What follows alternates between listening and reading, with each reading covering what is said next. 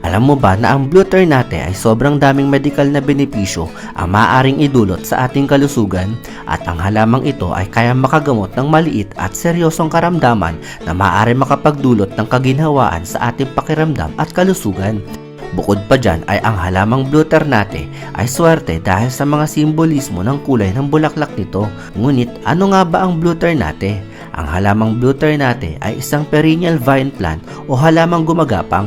Sobrang bilis nitong humaba at dumami kapag napabayaan, kabilang ang halamang Blue Ternate sa pamilya ng Fabaceae o kilala sa pamilya ng mga legumes katulad ng pea, lentil at chickpea.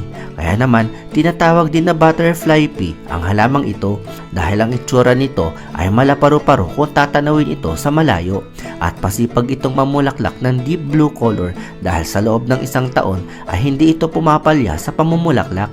Saan nga ba nagmula ang halamang Blue Ternate? Ito ay orihinal na nagmula sa lugar ng Ternate Island at dahil sa Ternate Island nagmula ang halamang ito ay dito na rin hinango ang pangalan nitong Blue Ternate. Ang Ternate Island ay matatagpuan sa probinsya ng North Maluku o parte ng Maluku Islands sa bansang Indonesia. Sino ang nakadiskubre sa halamang Blue Ternate? Nadiskubre ito ni Francisco Serrao noong taong 1512. Siya ang pinakaunang European na nakatungtong sa Ternate Island sa Indonesia dahil sa pinaniniwalaan na ang Ternate Island ay hitik sa mga spices at medisina o mga esensyal na mga pampalasa at gamot at sa paglipas ng mga panahon ay kumalat na rin ito sa iba't ibang panig ng Asya at ibang panig ng mundo. Nakilala na rin sa larangan at ginagamit na rin sa medisina at dahil dito ay tinawag na rin itong Asian Pigeon Wings. Swerte ang dulot ng halamang Blue Ternate dahil pinaniniwalaan na ang mga bulaklak nito ay sumisimbolo sa fertility at mainam ang halamang ito para sa mga taong nahihirapan sa pagbuo ng pamilya. Nakakapagpaganda din di umano ng takbo ng swerte ng kapalaran ang Blue Ternate. Kung may tanim na Blue Ternate ay minamagnet di umano nito ang agos ng positive energy na mainam sa atmosfera ng paligid ng ating tahanan. Ang kulay bughaw na bulaklak nito ay sumisimbolo sa peace at harmony na mainam para sa mga taong dumaranas ng hindi pagkakaintindihan sa pamilya at sa ibang tao. Kaya naman sikat na sikat ang halamang ito at sobrang dami nagtatanim lalo na dito sa Pilipinas. At bago tayo magpatuloy at kung bago ka pa lamang sa Idea PH channel ay pakipindot muna ang subscribe at pakipindot na rin ang bell icon para lagi kang updated sa mga bago kong upload na video. Ang Blue Ternate ay sobrang daming benepisyo, ngunit ano-ano nga ba ang mga medical na benepisyo ng Blue Ternate plant na mainam sa ating katawan at kalusugan? Pang-10, hair benefits. Ang mga bulaklak ng Blue Ternate ay popular na ginagawang tsaa o tea at ang pag-inom ng tsaa nito ay pinipigilan ang pagkalagas ng buhok ng isang tao. Napipigilan din di umano nito ang pagkakaroon ng gray na buhok o maagang pagputi ng ating mga buhok.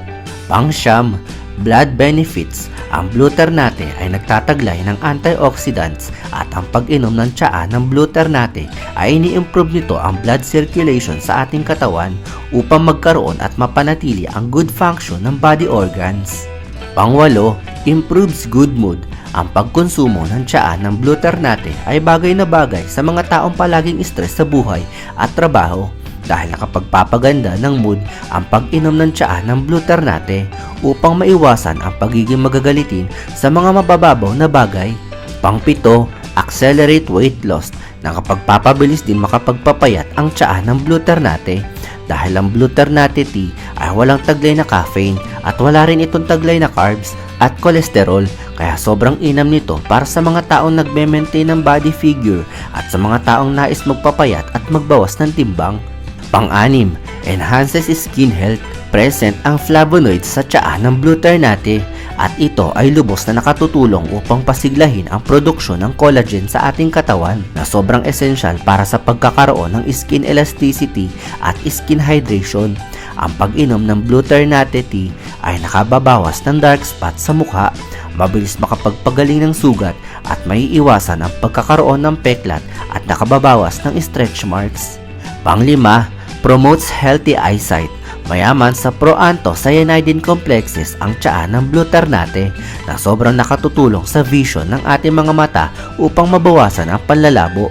May taglay rin ang Bluternate T na anti-inflammatory at analgesic upang maiwasan ang pagkakaroon ng redness at infection sa ating mga mata. Pang-apat, boost brain health. Ine-enhance din ng tsaa ng Bluternate ang ating memory upang magkaroon ng matalas na memorya at ginagamot nito ang ating utak upang maiwasan ang overthinking at depression. Nilalabanan din ito ang pagkakaroon ng Alzheimer's. Pangatlo, augments respiratory health. Ang tsaa ng Bluternate ay nakapagpapagaling din ng ubo at sipon dahil sa may taglay itong anti-inflammatory property na nakatutulong upang maiwasan ang pagkakaroon ng irritation sa baga. Nakatutulong din ang tsaa ng Bluternate sa respiratory allergies. Pangalawa, ameliorates diabetic conditions. Nakatutulong din sa ating blood sugar ang pag-inom ng tsaa ng Bluternate upang hindi ito tuluyang tumaas dahil ito sa phenolic acid at phenolic amide antioxidants na present sa Bluternate T na siya nag-i-improve ng insulin sa katawan na pumipigil sa sobrang pag-absorb ng sugar sa ating body cells.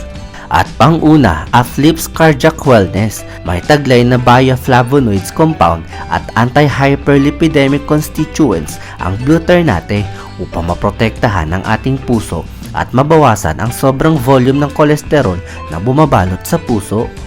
Paano nga ba gumawa ng tsaa mula sa bulaklak ng Bluternate? Madali lamang itong gawin.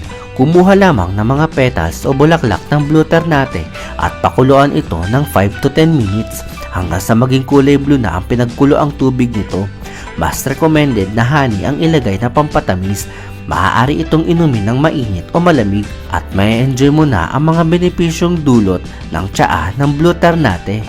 Isang babala lamang mga kaideya, ang pag-inom ng tsaa ng Bluternate ay maaari may side effects kung ang isang tao ay may allergies at maselan at ipinapayo na moderate lamang ang pagkonsumo nito dahil ang araw-araw at may ang pag-inom ng tsaa ng Bluternate ay maaari magdulot o maaari makaranas ng pagsusuka, pagsakit ng tiyan at diarrhea. Kung nakakaranas na ng mga sintomas na ito ay mas mabuti at mainam na itigil na ang pagkonsumo sa tsaa ng Bluternate. Marami pa tayong tatalakayang mga halaman na mayroong taglay na swerte at medikal na benepisyo. Naway mas lalo pa tayong maengganyo sa pagtatanim ng halaman dahil ang pagtatanim ng halaman ay nagdudulot ng kasiyahan. Isang episode na naman ang natapos sa linggong ito at hangad kong nabigyan kita ng mga ideya makabuluhan. Kung ikaw ay may mga suggestion at topic na gusto mo mabigyan ng linaw ay i-comment mo lamang yan at aking bibigyan paliwanag ang iyong gusto maging paksa para sa susunod na episode ng Ideya PH. Kaya huwag kalimutang pindutin ang subscribe at pakipindot na rin ang bell icon para wala kang mamiss sa mga bago kong upload na video.